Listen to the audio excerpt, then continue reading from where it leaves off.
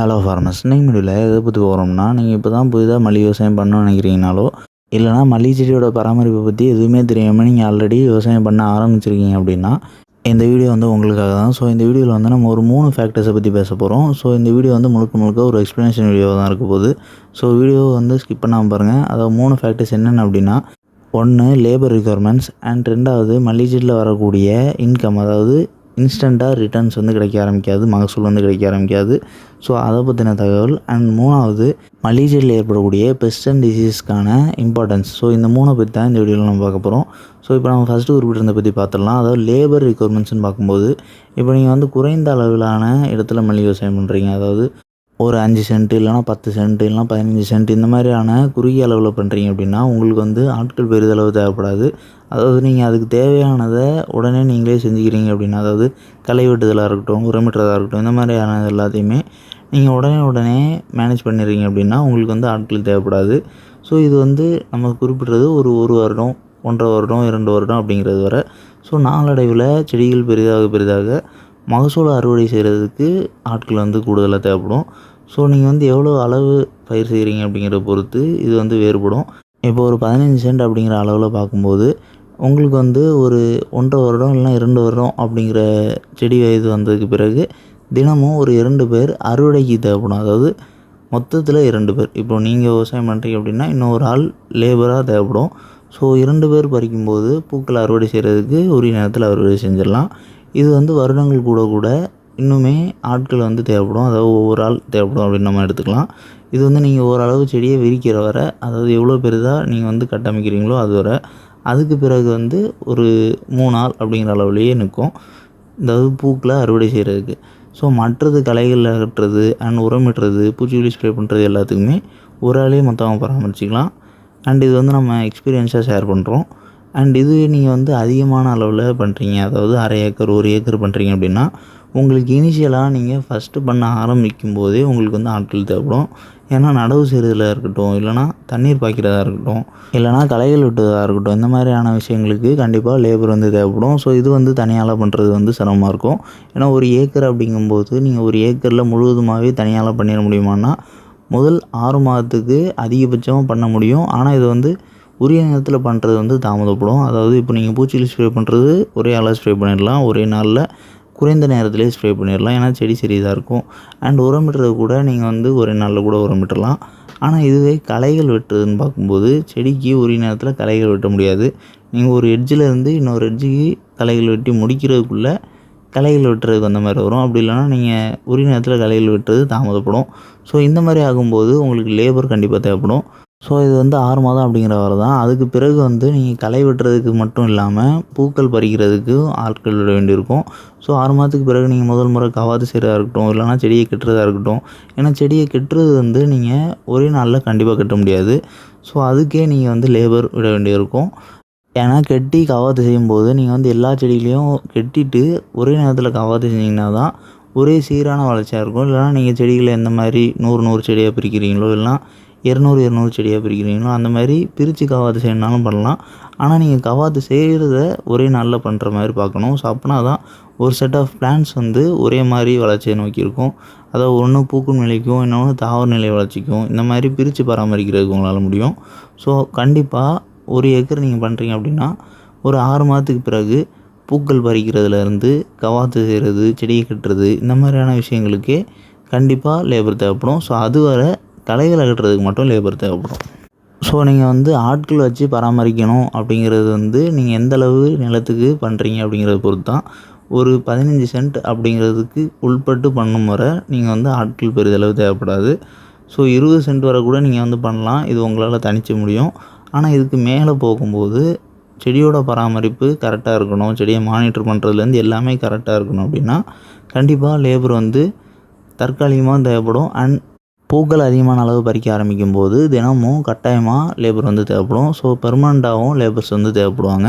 So அதுக்கு ஏற்றாற் போல் நீங்கள் வந்து முன்னேற்பாடு செஞ்சுட்டு எவ்வளோ நிலத்துக்கு பயிர் செய்ய முடியுமோ பண்ணுங்கள். இப்போ அதிகமான நிலத்தில் பயிர் செய்கிறீங்க அப்படின்னா, உங்களால் ஆட்கள் வச்சு பராமரிக்க முடியும்னா மட்டும் பண்ணுங்கள். ஏன்னா ஒன்ஸ் நீங்கள் பராமரிக்கிறதுக்கு முடியாது அப்படிங்கிற நிலை வரும்போது ஆட்கள் தேவைப்படும். ஸோ ஆட்கள் கிடைக்கல அப்படின்னா உங்களால் பராமரிக்க முடியாது. அப்போது வந்து உங்களால் ஒரு அளவு தான் பார்க்க முடியும். நீங்கள் பயிர் செஞ்சுருக்க எல்லாத்தையுமே பார்க்க முடியாது. அப்போ அது வந்து நட்டப்படும். ஸோ கிடைக்கக்கூடிய ப்ராஃபிட் வந்து கையில் இருக்காது. ஆல்ரெடி இன்வெஸ்ட்மெண்ட் பண்ணியிருக்கிறதுல ப்ராஃபிட் கிடைக்காம கூட போகும். ஸோ அது வந்து உங்களால் வந்து எவ்வளோ நிலத்துக்கு தனிச்சையாக பண்ண முடியுமோ அதுக்கேற்றாற் போல பண்ணுங்கள். அப்படி இல்லைனா நீங்கள் அதிகமான நிலத்துக்கு பண்ணணும்னு நினைக்கிறீங்கன்னா அதுக்கு எவ்வளோ ஆட்கள் தேவைப்படுவாங்க. இப்போது ஒரு 1/2 ஏக்கர் அப்படின்னா கண்டிப்பாக உங்களை தாண்டி 2 பேராவது குறைஞ்சது பராமரிப்புக்கு மொத்தத்தில் தேவைப்படுவாங்க. அது ஒரு 6 மாதத்துக்கு பிறகு தினமும் 2 பேர் வேலைக்கு தேவைப்படுவாங்க. ஸோ அதுக்கேற்றாற் போல் நீங்கள் வந்து பண்ணீங்க. இப்போ 1 ஏக்கர் அப்படின்னா குறைஞ்சது 4லேருந்து 6 பேர் வரை தேவைப்படுவாங்க. ஸோ நம்ம வந்து ஆவரேஜாக சொல்கிறோம். நீங்கள் எந்த அளவுக்கு செடியை கட்டமைச்சு அதிகமான பூக்கள் கொண்டு வருவீங்களோ ஸோ அதுக்கேற்றாற் போல் இன்னுமே ஒரு ஆட்கள் எக்ஸ்ட்ரா தேவைப்படுவாங்க. ஸோ இது வந்து கரெக்ட் டைமுக்கு உரிய நேரத்தில் செடிக்கு தேவையான எல்லாத்தையுமே செய்கிறதுக்கும் மகசூல் அறுவடை செய்கிறதுக்கும் போதுமானதாக இருக்கும். அண்ட் 2வது இன்கம் ரிட்டர்ன். அதாவது இப்போ பொதுவாக எந்த ஒரு பயிரும் நம்ம நடவு செய்கிறோம் அப்படின்னா அதுக்கு நம்ம எவ்வளோ செலவு பண்ணுறோமோ அதை வந்து நம்ம திருப்பி எடுக்க ஆரம்பிக்கிறதுக்கு ஃபஸ்ட்டு அதில் நம்ம இன்வெஸ்ட்மெண்ட் பண்ணியிருக்கக்கூடிய அமௌண்ட் வந்து ரெக்கவர் ஆகணும். இப்போ உதாரணத்துக்கு ஒரு 50,000 நீங்கள் செலவு பண்ணுறீங்க அப்படின்னா அந்த 50,000 ஃபஸ்ட்டு அதிலேருந்து வரக்கூடிய மகசூல் எடுக்கணும். அந்த 50,000 எடுத்ததுக்கு பிறகு தான் உங்களுக்கு வந்து ப்ராஃபிட் கிடைக்க ஆரம்பிக்கும். ஸோ இதில் வந்து உங்களுக்கு இந்த மல்லிகை செடியை பொறுத்தவரை உடனே இன்வெஸ்ட்மெண்ட் வந்து ரிட்டர்ன்ஸாக கிடச்சிருமா அப்படின்னு கேட்டிங்கன்னா கிடையாது. அதாவது பொதுவாக மல்லிகை செடியில் வந்து எப்போதுமே செடியை நீங்கள் எந்த அளவுக்கு பராமரிக்கிறீங்களோ அந்தளவுக்கு மகசூல் கிடைக்கும். ஆனால் குறிப்பாக ஒரு முதல் 6 மாதத்துலேருந்து 1 வருடம் அப்படிங்கிற காலம் வரையே மிகுந்த சிரமத்துக்குள்ளான காலமாக இருக்கும். ஏன்னா இதில் வந்து நீங்கள் புதிதாக மல்லிகை விவசாயம் பண்ணுறீங்க அப்படின்னா உங்களுக்கு புதிதாக அதிகமான அனுபவங்கள் ஏற்படும். அதாவது உங்களுக்கு வந்து எந்த மாதிரியான உரங்கள் இடணும் அண்ட் எந்த நேரத்தில் மல்லிகை செடிகளுக்கு இதெல்லாம் பண்ணணும் இந்த மாதிரியெல்லாம் நீங்கள் தெரிஞ்சு வச்சுட்டு பயிர் செஞ்சுருந்தீங்கனாலும் கூட உங்களுக்கு அந்த வளர்ச்சி நுணுக்கங்கள் அண்டு இந்த செடியை மானிட்டர் பண்ணுறது இது எல்லாமே உங்களுக்கு வந்து நீங்களாக அனலைஸ் பண்ணும்போது உங்களுக்கு வந்து கொஞ்சம் கொஞ்சமாக தெரிய ஆரம்பிக்கும். ஸோ இதை வச்சு பார்க்கும்போது உங்களுக்கு வந்து இன்வெஸ்ட்மெண்ட்டில் ரிட்டர்ன்ஸ் கிடைக்கிறதுக்கு நீங்கள் 6 மாதத்துலேருந்து 1 வருடம் வரை நீங்கள் வந்து கண்டிப்பாக காக்க வேண்டியிருக்கும். ஸோ அது முடியும் அப்படின்னா நீங்கள் வந்து இன்வெஸ்ட்மெண்ட் பண்ணுங்கள். ஏன்னா நீங்கள் வந்து செடி நடவு செஞ்ச உடனே பூக்கள் வந்து பூக்க ஆரம்பிக்காது. அதாவது பூக்கள் பூக்கவே பூக்காதும் கிடையாது. ஓரிரு பூக்கள் பூக்கும் செடிக்கு. அண்ட் பக்கக்கிளைகள் தோற்றுவிக்க பூக்கள் வந்து பூத்துக்கிட்டே தான் இருக்கும். ஆனால் இந்த பூக்கள் என்ன தான் பூத்துச்சினாலும் அந்த முதல் 6 மாதத்தில் கிடைக்கக்கூடிய பூக்கள் வந்து அந்த செடிக்கு நம்ம செலவு பண்ணக்கூடிய இன்வெஸ்ட்மெண்ட்டுக்கே கிடைக்காது. அதுக்கு பாதி கூட கிடைக்காது. ஸோ அப்படி இருக்கும்போது உங்களுக்கு வந்து நீங்கள் அந்த முதல் 6 மாதமும் இன்வெஸ்ட்மெண்ட் பண்ணுற மாதிரி இருக்கும். அதாவது நம்ம ஓவரால் இன்வெஸ்ட்மெண்ட் சொல்கிறோம். இப்போ நீங்கள் செடியை நடவு செஞ்சு அது உடனே பூக்க ஆரம்பிச்சதுனாலும் உங்களுக்கு வந்து லாபம் உடனே கிடைக்காது. ஸோ அதுக்கு நீங்கள் வந்து அகைன் இன்வெஸ்ட்மெண்ட் பண்ணிகிட்டே இருக்கணும் ஒரு 6 மாதம் வரை. ஸோ இது 6 மாதம் அப்படிங்கிறது வந்து நீங்கள் நார்மலாக எவ்வளோ அளவு நிலத்தில் பயிர் செஞ்சுருந்தீங்கனாலும் கண்டிப்பாக பொறுக்க வேண்டியிருக்கும். ஏன்னா அந்த 6 மாதத்துக்கு அப்புறம் தான் செடி வந்து ஒரு கட்டமைப்புக்குட்பட்டு ஓரளவு செடி விரிந்த அளவுக்கு காணப்படும். ஸோ அந்த டைம்லேருந்து தான் பூக்கள் வந்து அதிக அளவு செடிக்கு செடி பூக்கும். அதிகமான எண்ணிக்கைகள் கொப்புகள் இது எல்லாமே அதிகமாக இருக்கும். ஸோ இப்படி ஆகும்போது உங்களுக்கு வந்து நீங்கள் செலவு பண்ணியிருந்த அந்த இன்வெஸ்ட்மெண்ட் வந்து கொஞ்சம் கொஞ்சமாக எடுக்க ஆரம்பிப்பீங்க. ஸோ இந்த 6 மாதத்துலேருந்து 1 வருடம் வரை நம்ம செலவு பண்ண தான் எடுக்க முடியும். ஸோ அந்த 1 வருடத்துக்கு பிறகு தான் உங்களுக்கு வந்து அந்த செடியிலேருந்து எவ்வளோ லாபம் கிடைக்கும் அப்படிங்கிறத வந்து உங்களால் உணர முடியும். ஸோ அந்த 1 வருட காலம் உங்களால் பொறுக்க முடியும் அப்படின்னா மட்டும் பண்ணுங்கள். உடனே இன்கம் வேணும் அப்படின்னா அதுக்கு வந்து மல்லிகை பொருந்தாது. ஸோ நீங்கள் வந்து இந்த கடலை மாதிரியோ இல்லைனா நஞ்சை மாதிரியோ நடவு செஞ்சதுலேருந்து ஒரு 3 மாதத்துக்குள்ளேயே மகசூல் எடுத்து நீங்கள் வந்து இன்கம் பார்த்துடலாம். அதாவது இன்வெஸ்ட்மெண்ட் போக ப்ராஃபிட் எடுத்துடலாம் அப்படின்னு நினச்சிங்கன்னா அதுக்கு வந்து இந்த மல்லிகை செடி பொருந்தாது. ஸோ நீங்கள் உங்களால் 1 வருடம் வரை இன்வெஸ்ட்மெண்ட் பண்ண முடியும். அண்ட் இந்த கிராப் மேனேஜ்மெண்ட்லேயும் செடிக்கு களை வெட்டுறது, செடிக்கு உரமிடுறது, செடியை கட்டுறது, செடியை உரிய நேரத்தில் கவாத்து செய்கிறது இது எல்லாமே நீங்கள் சரிவர பண்ணிங்கன்னா தான் உங்களுக்கு வந்து அந்த 1 வருடம் அப்படிங்கிறது வந்து இன்வெஸ்ட்மெண்ட்டு தாண்டி ரிட்டர்ன்ஸ் எடுக்கிறதுக்கான காலமாக இருக்கும். ஸோ இது எதுவுமே நீங்கள் வந்து அந்த இன்வெஸ்ட்மெண்ட்டை பண்ணிகிட்டே இருக்கக்கூடிய சமயத்தில் உங்களால் ஏதாவது காலதாமதம் ஏற்பட்டு நம்ம குறிப்பிட்டிருக்கக்கூடிய ஒவ்வொரு வேலையுமே மல்லிகை செடிக்கு சரிவர செய்யலை, அதாவது அந்த மெயின்டெனன்ஸில் எல்லாத்தையும் செய்யலை அப்படின்னா உரிய நேரத்தில் செய்யலை அப்படின்னா நம்ம குறிப்பிட்டிருக்கக்கூடிய டைம் வந்து இன்னுமே எக்ஸ்டெண்ட் ஆகும். 1 வருடம் அப்படிங்கிறது 1.25 வருடம் ஆகலாம். அதை நீங்கள் எந்த அளவுக்கு தாமதப்படுத்துகிறீங்களோ அதை பொறுத்து. ஸோ அப்படி ஆகும் பட்சத்தில் நீங்கள் இன்வெஸ்ட்மெண்ட் பண்ணியிருக்கக்கூடிய அந்த முதலீடு எடுக்கிறதுக்கே 1 வருடத்துக்கு மேற்கொண்டு நாட்கள் தேவைப்படும். ஸோ அதுக்கப்புறம் தான் உங்களுக்கு வந்து கிடைக்கக்கூடிய லாபம் அப்படிங்கிறது வந்து கைக்கு வரும். ஸோ லாபம் கிடைக்கக்கூடிய சமயத்துலேயும் கூட நீங்கள் வந்து ஓரளவு லாபத்தை தாண்டி செலவு பண்ணுற மாதிரி இருக்கும். அதாவது இன்வெஸ்ட்மெண்ட் வந்து இதில் வந்து டெம்ப்ரரி இன்வெஸ்ட்மெண்ட்னு குறிப்பிடலாம், பெர்மனெண்ட் இன்வெஸ்ட்மெண்ட்னு குறிப்பிடலாம். அதாவது நீங்கள் செடியை நடவு செய்கிறது வந்து பெர்மனெண்ட் இன்வெஸ்ட்மெண்ட். அதில் வந்து ரிட்டர்ன்ஸ் வந்து நீங்கள் பூக்களை பறிச்சிங்கன்னா தான் ரிட்டர்ன்ஸ் வரும். ஆனால் டெம்ப்ரரி இன்வெஸ்ட்மெண்ட் அப்படிங்கிறது வந்து அப்பப்போ நீங்கள் உரமிடுறது, பூச்சிக்கொல்லி ஸ்ப்ரே பண்ணுறது, இல்லை களைகளுக்கு வந்து களைக்கொல்லி ஸ்ப்ரே பண்ணுறீங்கனாலோ, இல்லைனா லேபர் காஸ்ட், இது எல்லாமே டெம்பரரி இன்வெஸ்ட்மெண்ட்டுக்குள்ளே வரும். ஸோ இது வந்து அப்பப்போ செலவு இருந்துக்கிட்டே இருக்கும். ஸோ இதை தாண்டி நீங்கள் எடுக்கக்கூடிய ப்ராஃபிட் அப்படிங்கிறது தான் உங்களுக்கு கைக்கு வரக்கூடிய முழு லாபம். ஸோ இது வந்து உங்களுக்கு அந்த 1 வருடம் அப்படிங்கிற டைமை தாண்டி தான் கண்டிப்பாக கிடைக்கும். அண்ட் அகைன் நம்ம வந்து இப்போ 3வது குறிப்பிட்டிருந்த அந்த கிராப் மேனேஜ்மெண்ட்டை பற்றி குறிப்பிட்றோம். அதாவது இந்த கிராப் மேனேஜ்மெண்ட்னு பார்க்கும்போது, இப்போ செடியை வந்து நீங்கள் மானிட்டர் பண்ணுறதுக்கு உங்களுக்கு நல்லா தெரிஞ்சிருந்துருக்கணும். அதாவது செடியில் வந்து பேன் தாக்குதல் ஏற்பட்டிருந்துருக்குன்னா அதுக்கான அறிகுறிகள் என்ன, அதை வந்து நம்ம எப்படி ஐடென்டிஃபை பண்ணுறது, அதாவது செடிக்கு மேற்புறம் புள்ளியாக இருந்துச்சு அப்படின்னா பின்னாடி பேன்கள் இருக்கா அப்படிங்கிறத வந்து நம்ம பார்க்கணும். அண்ட் வால்பேன்கள் இருக்குது அப்படின்னா அந்த இலைகள் வந்து சுருக்கமாக காணப்படும், இலைகள் சுருண்டு காணப்படும், இளம் இலைகள் வந்து ஒரு ஆரோக்கியமான இலையாக இருக்காமல் கர்லாக இருக்கும், வளைந்து காணப்படும். ஸோ இந்த மாதிரி இருக்கிறது. அண்ட் பூக்கள் சேதமடையுது அப்படின்னா அது எதனால் அப்படிங்கிறத வந்து ஐடென்டிஃபை பண்ணணும். அதாவது பூக்கள் வந்து இப்போது காம்பு மடங்கிய நிலையில் காணப்படுதுன்னா அது வால்பேன். அண்ட் கீழே வந்து பொசுங்கி நிலையில் மொட்டு வந்து அப்படியே சிவந்த நிலையில், அதாவது பிங்க் கலரில் மாறுற மாதிரி இருக்குது அப்படின்னா அது வந்து பிளாசம் எட்ஜ். அண்ட் இதுவே பூக்களுக்குள்ளே இருக்கக்கூடிய குருத்து எல்லாமே அரித்து உண்ணப்பட்டிருக்கு, உள்ள புழு இருக்குது அப்படின்னா அது வந்து மொட்டு புழு. ஸோ இந்த மாதிரி பெஸ்ட் அண்ட் டிசீஸ் எல்லாமே நீங்கள் வந்து சரிவர கவனித்து உரிய நேரத்தில் பூச்சிக்கொல்லி ஸ்ப்ரே பண்ணுறது, இல்லைனா பூஞ்சானக்கொல்லி பயன்படுத்துறது, இல்லை மண்கள் வேர்கள் சேதப்படுத்தக்கூடிய ஏதாவது நூற்புழுவோ இல்லைனா பூஞ்சான நோய் ஏற்பட்டிருக்கா அப்படிங்கிறது எல்லாமே பார்த்து ஐடென்டிஃபை பண்ணுறது, இதெல்லாம் உரிய நேரத்தில் நீங்கள் செய்யணும். ஏன்னா இதெல்லாம் தாமதப்படும் போது செடியோட ஆரோக்கியம் தற்காலிகமாக கெடும் அண்ட் செடி அழுத்தத்துக்கு உட்படும். இந்த மாதிரி ஆகும்போது மகசூல் எடுக்கிறதுங்கிறது வந்து தாமதமாகிட்டே இருக்கும். அண்ட் இன்னொன்று இதில் வந்து டிஸ்ட்ரக்டிவ் டிசீசஸும் இருக்குது. அதாவது செடியை முழுவதுமாக அழிக்கக்கூடிய, எல்லாம் உடனே மகசூல் இழப்பு ஏற்படுத்தக்கூடிய நோய்களும் இருக்குது. ஸோ இந்த மாதிரியான நோய்கள்லாம் உடனே கண்டறியல அப்படின்னா செடிக்கு செடி பரவக்கூடிய மாதிரியான நோய்களும் இருக்குது. அதாவது உதாரணத்துக்கு சொல்கிறோம், அது இப்போ மல்லி செடியில் வந்து பொதுவாக ஃபியூசேரியம் வில்ட் அப்படிங்கிற வாடல் நோய் வந்து ஏற்படும். அதாவது வாடல் பூஞ்சான நோயின்னு குறிப்பிடலாம். இந்த வாடல் நோய் அப்படிங்கிறது வந்து மண்ணில் ஆழமாக இருக்கக்கூடிய ஃபியூசேரியம் அப்படிங்கிற ஒரு பூஞ்சானத்தால் பரவுறது தான். இது வந்து வேர்கள் மூலியமாக தான் செடியை தாக்கும்.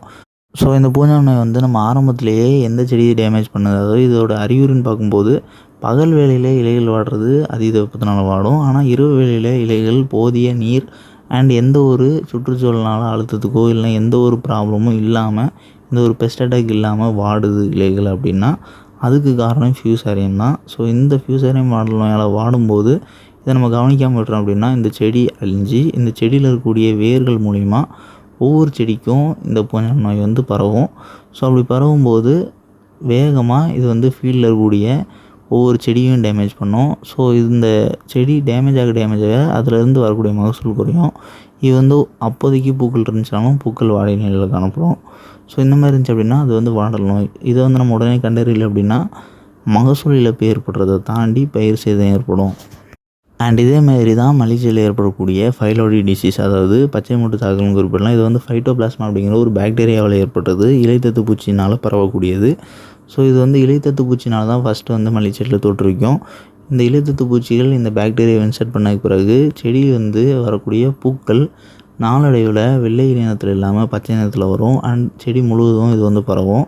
இதை நம்ம கவனிக்காமல் விட்டோம் அப்படின்னா இந்த செடியிலேருந்து இந்த இலைத்தத்து பூச்சி மூலயமா மற்ற மல்லி செடிகள், அதாவது ஆரோக்கியமான செடிக்கு போய் சார்ஜும் போது அந்த செடியும் பாதிக்கப்பட்டு அந்த செடியிலையும் பச்சை மொட்டு வரும். ஸோ இது வந்து நம்ம க்யூர் பண்ணவே முடியாது சயின்டிஃபிக்கலாக. ஸோ அதனால் இந்த செடியை வந்து நம்ம அப்புறப்படுத்துறத தவிர வேறு வழி கிடையாது. அண்ட் அதே மாதிரி தான் இந்த நம்ம ப்ரீவியஸாக குறிப்பிட்டிருந்த அந்த வாடல் நோய்க்கும் அந்த பூஞ்சான நோயால் பாதிக்கு மேற்கொண்டு செடி பாதிக்கப்பட்டிருந்தனா அந்த செடி நம்ம அப்புறப்படுத்தி தான் ஆகணும். ஃபீல்டுக்குள்ளேயே வைக்கக்கூடாது. ஃபீல்டை விட்டு தூரமாக எடுத்துகிட்டு போய் எரிக்கிறது நல்லது. ஏன்னா இந்த பூஞ்சான நோயால் பாதிக்கப்பட்டிருந்த மல்லி செடியோட வேர்களில் அந்த மண்ணில் இருக்கக்கூடிய அந்த பூஞ்சானம் வந்து காற்றின் போக்கில் ஆரோக்கியமாக இருக்கக்கூடிய ஃபீல்டில் இருக்கக்கூடிய மல்லி செடியோட தண்ணீர் விடக்கூடிய இடத்துல விழுது அப்படின்னா அந்த செடியும் அதனால் பாதிக்கப்படும்.